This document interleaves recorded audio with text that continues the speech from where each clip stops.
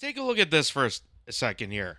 While people are still talking about Ukraine and while people are still talking about the sit down with the United States and Zelensky and the shortfalling that came after it, in 1997, Joe Biden predicted the catastrophe of the Ukraine war. I'm not even kidding you. Back in 1997, according to this guy Richard, Joe Biden was openly admitting that expanding NATO into the Baltic states would provoke an aggressive and hostile response from Russia. You don't say.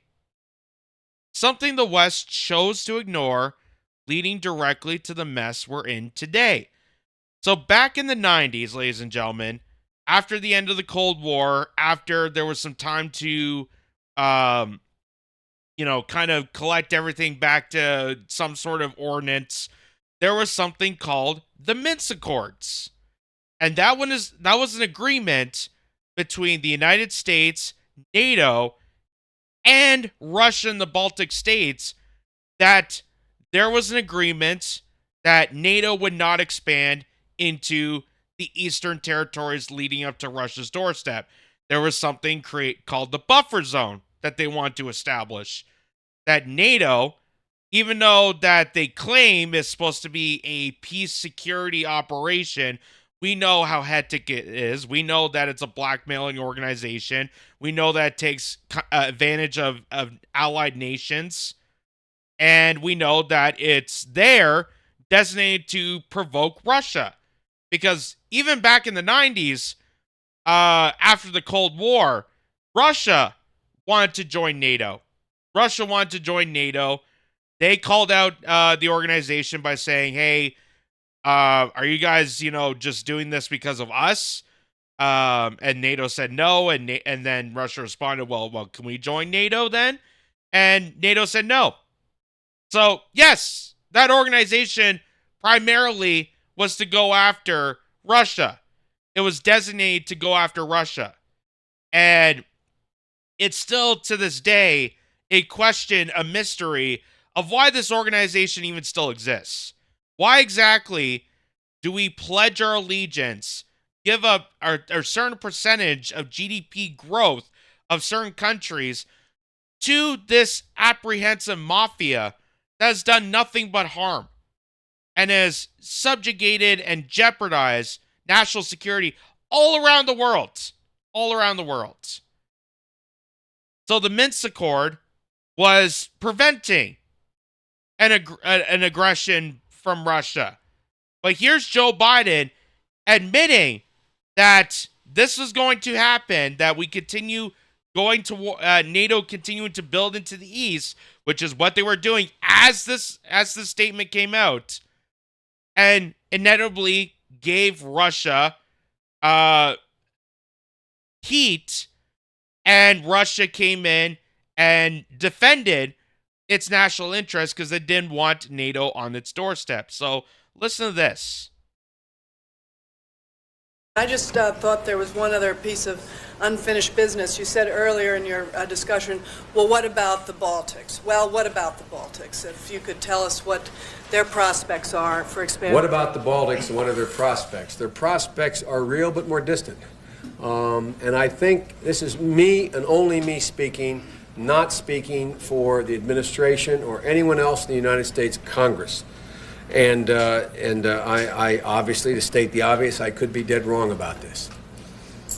I think the one place where the greatest consternation would be caused in the short term for admission, having nothing to do with the merit and preparedness of the country to come in, would be to admit the Baltic states now in terms of NATO-Russian, U.S.-Russian relations.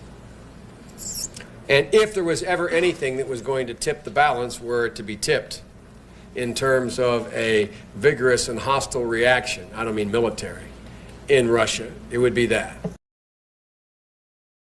So there's him openly admitting that if we continue on expanding NATO and forcing countries to join this alliance, it's going to tip the scales. It's going to have a counterbalance and Russia's not going to take it well.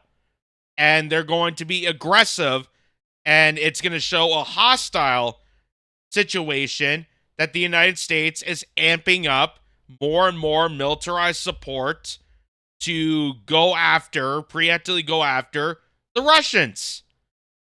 So Joe Biden right there in 1997, when he was somewhat competent, openly just predicted the chaos, the casualty, just the utmost extreme of what this war is about. One of the many different reasons this war came to exist. Not because Russia decided, hey, I'm bored, it's February, it's cold, I'm going to storm into Ukraine. There has been a huge, huge context that people do not understand because they are not allowed to understand. They are kept out of the dark when it comes to all the preemptive measures that led to Russia doing what they did. But yet you still have politician after politician. You still have the idiots on social media screaming at the top of their lungs, we gotta go after Russia. Vladimir Putin's a terrorist. Blah, blah, blah. War criminal. Blah, blah, blah. Completely ignoring all the obvious signs. All the obvious signs. And it's not conspiracy. It's not Russia propaganda. It's out in the open. It's directly from the mouths of the people responsible for this aggressive warfare, for the manufactured proxy war that they've always envisioned. They've always envisioned having some sort of situation where they can use a country like Ukraine as cannon fodder to go after Russia. So here, this is an article from the Cato Institute. And it says the U.S. and NATO helped trigger the Ukraine war. It's not siding with Putin to admit it. This is back in 2022. This was shortly after Russia invaded. Shortly after Russia invaded, they knew right off the bat that this is one of the causes. And yet, still in 2025, I still see people screaming at me, yelling at me, telling me that I'm a heartless bastard because I don't give a damn about Ukrainians. No, I do. I do, to the point that I want this war to end. This war shouldn't have existed. I'm thinking about the hundreds of thousands of casualties that we have created, that we have blood all over our hands, continuing to cheerlead this war. Just like every other war we have provoked. And all these idiots that get slimed into the propaganda can't even see it. Can't even see it when I present the argument and evidence right in front of their face. So, this article says it has become especially fashionable in such circles to insist that NATO's expansion to Russia's border was in no way responsible for the current Ukraine crisis. Many dismiss all arguments to the contrary as echoing Putin's talking points, siding with Putin, or circulating Russian propaganda and disinformation, leaving aside the ugly messiah of McCarthyism enveloping such allegations that underlying argument is factually wrong. So that was for the past how many years? Still to this day. That was what Russiagate was doing. That was what all the censorship was doing. Back when our parliament applauded a Ukrainian Nazi twice on a live feed from the House of Commons, and our own prime minister openly lied to the general public by saying, oh, what you saw there was Russian propaganda. That guy was not a Nazi. He's considered a hero. He may have just killed a bunch of Jewish and Polish citizens in his past. But let's not bring up the past. Russian leaders and several Western policy experts were warning more than 2 decades ago that NATO expansion would turn out badly, ending in a new Cold War with Russia at best and a hot one at worst. Obviously, they were not echoing Putin or anyone else. George Kennan, the intellectual architect of America's containment policy during the Cold War, preemptively warned in a May 2nd, 1998 New York Times interview what NATO's move eastward would set in motion. I think it's the beginning of a new Cold War, he stated. I think the Russians will gradually react quite adversely, and it will affect their policies. I think it is a tragic mistake. You know who also said that? Jeffrey Sachs. You know who also said that? John Mearsheimer. You know who also said similar things? Henry Kissinger. Henry Kissinger even warned his own bloodthirsty cults that you going after aggressively on Russia and pushing Russia further out is going to cause not only an aggressive warfare, a hot war and a Cold War situation, but it's also going to mangle the alliance and now going to create an alliance between Russia and China. He openly stated that. He openly stated that nearly 2 decades ago. Kina was speaking at the first round of enlargement that brought into the alliance Poland, the Czech Republic, and Hungary. Later rounds, which added the Baltic republics and other Eastern European countries, were considerably more abrasive, and Washington's subsequent attempt to make Ukraine and Georgia members was contemptuous of Russia's core security interests. Moscow's complaints and warnings were becoming increasingly sharp as well. Yet United States and European officials blew through one red light after another. George W. Bush began to treat Georgia and Ukraine as valued U.S. political and military allies. And in 2008, he pressured NATO to admit Ukraine and Russia as members. So that Minsk Accord that we were supposed to prevent NATO from expanding, that was going to create a buffer zone, that was a peace agreement settlement, that was not going to further enact in another Cold War, we completely destroyed. We completely destroyed. And by we, I mean the West. I mean the United States, Canada, European nations. Why? Because we've been blackmailed and dooged by NATO. NATO wants this war. NATO wants to go after Russia. They want another Cold War. So does the State Department. So does the Pentagon. So does military contractors that NATO serves. Not the allied nations, not their security. They don't give a damn about their security. But the military partners, the contractors, the arms dealers, and places like BlackRock, Vanguard, State Street. They're also pressuring for a Cold War. Why? Because they want to balkanize Russia. They want to break it apart and sell it off to these institutes, to these big, giant international conglomeracies. French and German wariness delayed that endeavor, but the NATO summit communique affirmed that both countries would eventually achieve that status. In his 2014 memoir, Duty Robert M. Gates, who served as Secretary of Defense in both Bush's administration and Barack Obama's, conceded that trying to bring Georgia and Ukraine into NATO was truly overreaching. That initiative, he included, was a case of recklessly ignoring what the Russians considered their own vital national interests. So, this is back in 2014 now, where we know that the Maidan coup happened. The coup that was orchestrated by the state. Well, let's see it here. That campaign, this is further down the article, that campaign was especially inappropriate since Yanukovych became president in 2010, and there was as the result of an election that even the European Union and other international observers acknowledged was reasonably free and fair.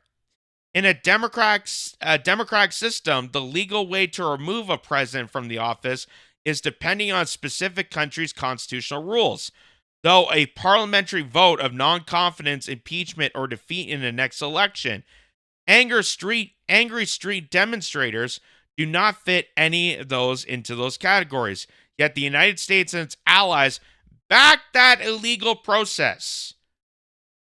So this is back in 2014 when Victoria Nuland, Jake Sullivan, Antony Blinken, and other members of the State Department, the CIA, MI6, and all these other ordinance, along with NATO, purposely overthrew the Ukrainian government, installed a neo-Nazi militia to go after their own citizens and purge the country into a ruckus.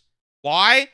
Because they wanted to overthrow Yanukovych, who was very neutral on the idea of Ukraine becoming a NATO state. He didn't want it. He was kind of respectful in the Minsk Accord. Well, that doesn't sit well with NATO. That doesn't sit well with the State Department. So they did everything, including created a huge revolution in Ukraine to overthrow the government. The elected government that they knew was democratically processed.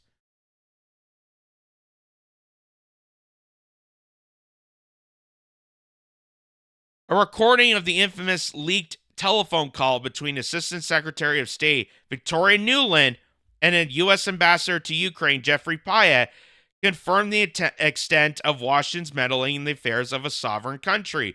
The Ukraine episode proved to be an intolerable provocation to neighboring Russia. Putin responded by annexing the strategic Crimea Peninsula, and the United States and its NATO partners then imposed economic sanctions on Russia. The new Cold War was on earnest.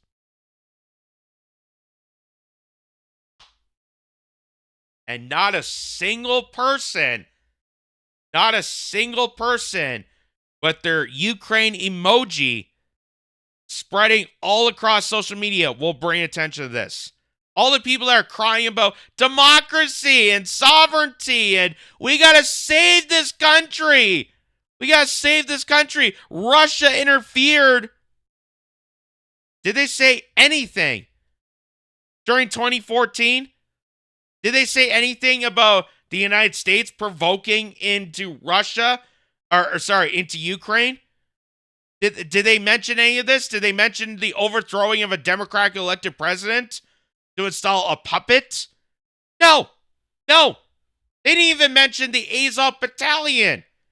That, for years, the mainstream media, up until Russia decided to enter into the ring, they knew that there was a bunch of neo-Nazis in Ukraine. They knew how corrupted the nation was.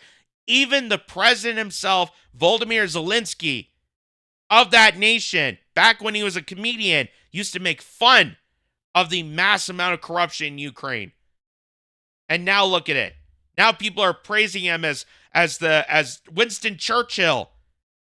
He's the Winston Churchill because he wears a sweater and he's courageous and he does GQ spots while his country is on fire.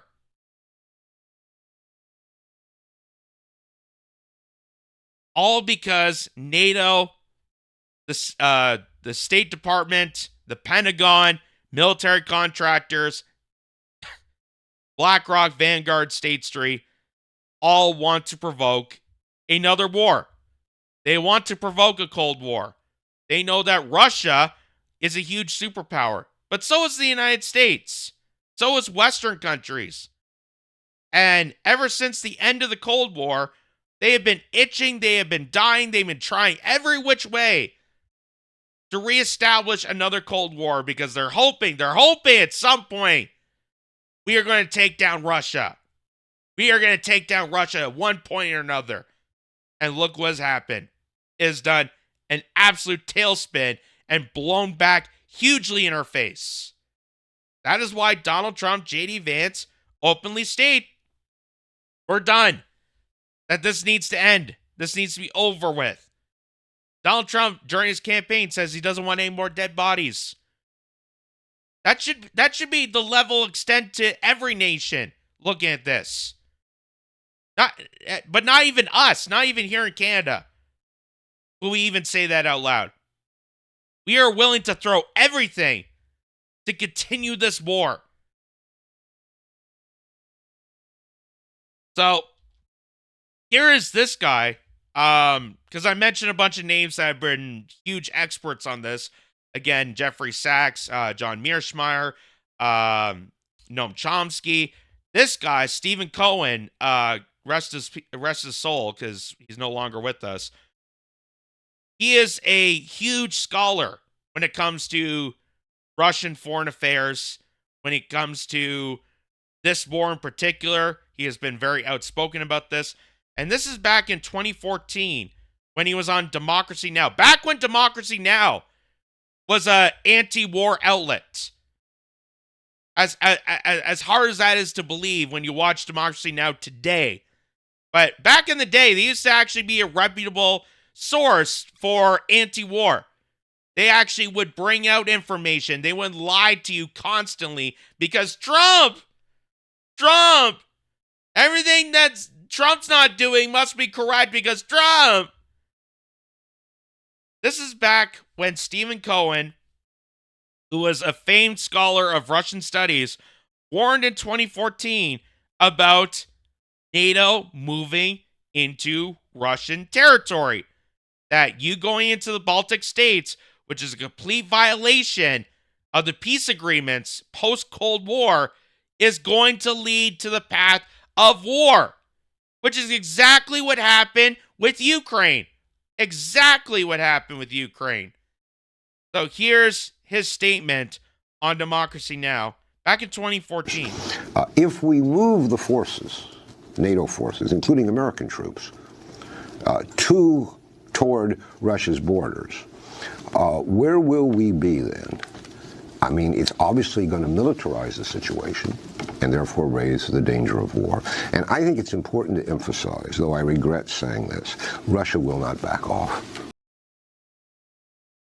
So he openly states there, the more we put pressure and put more and more emphasis, put more and more troops, put more and more aggression towards Russia, they're not going to back down. They're not going to back down. They knew that this is coming. They knew for over 2 decades that the United States, in their back doors, behind closed windows, that they were going to provoke some sort of aggressive action towards Russia. That this peace agreement that the United States clearly violated was going to lead to disaster. And that's just one of the many things that led to this war in Ukraine. Led to the catastrophic damages that we were using Ukrainians as cannon fodder to fight against Russia. Why? Because all these bloodthirsty ghouls wanted another Cold War from the get-go. They have always wanted to find some way to provoke Russia enough to go into a battle royale, and then they just use another country as sacrifice, as cannon fodder, as pawns to fight aggressively against the Russians, even though they didn't want part of this. And that is why peace and diplomacy, having this peace deal, even if it comes from a game show host like Donald Trump, even if it comes from, I don't care who it is, having peace and diplomacy, having a sit down and negotiating terms that we can actually end this war is the greatest thing for humanity. A great thing for America, a great thing for NATO allies, a great thing for Ukrainians that have suffered through this, a good thing for Russia, a good thing for everybody all around. But because we've been so blackmailed, because we've been so propagandized, again, think of all the times that they've tried to provoke an association between Donald Trump and Russia. Think of all the years of Russiagate that they lied to you about. Think of all the years that purposely led you on to this. And now you still see idiots in 2025 after all that's been revealed. After all that's been revealed, there are still idiots on Twitter. There are still idiots on social media. There's still idiots that scream at me, beating the war drums even louder. And now they are angered in the fact that the United States is pulling out. That the United States, that someone like Donald Trump, out of all people, is willing to have a peace deal, is willing to have diplomacy. How about instead of getting angry at the United States for making a peace agreement between Russia and Ukraine, why don't you get angry at Canada and our politicians for the fact that our peacekeeping nation has turned into a bloodthirsty war grudge state? That while we have millions of people lining up at food banks across the nation, starving on the streets, as they're dealing with the homeless epidemic, as they're dealing with cost of living and housing crisis, they are pledging and doubling down even more outrageous, blinded support to keep this war afloat. Even though all the cards are laid out in front of them, all the information is there, everybody can go look this up for themselves, hear from all the individuals that have pointed this out correctly, including myself, to say enough is enough. That this war was never going to be won, that Ukraine did not have a chance in standing against Russia, that this whole thing was an absolute farce. It was a manufactured farce. And the fact that Donald Trump, out of all people, is willing to at least sit down and negotiate and have a diplomatic talk between Volodymyr Zelensky, Vladimir Putin, and the United States to have some sort of peace agreement to end this war should be a huge standing ovation. There should be victory that we are ending this. That the countless lives, the sacrifice that we have done to these people is going to be over.